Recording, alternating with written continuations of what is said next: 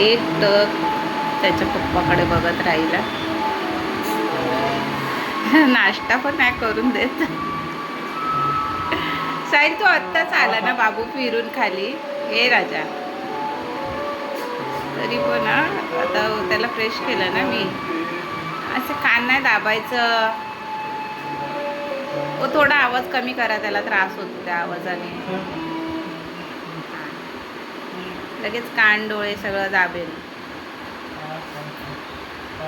आता याला परत न्यायचंय का फिरायला खाली? नाही ना, आता ऊन झाल्या अजिबात नाही बाबू. आता नंतर संध्याकाळी जायचं. पप्पांना बरं नाही वाटत साई बाबू.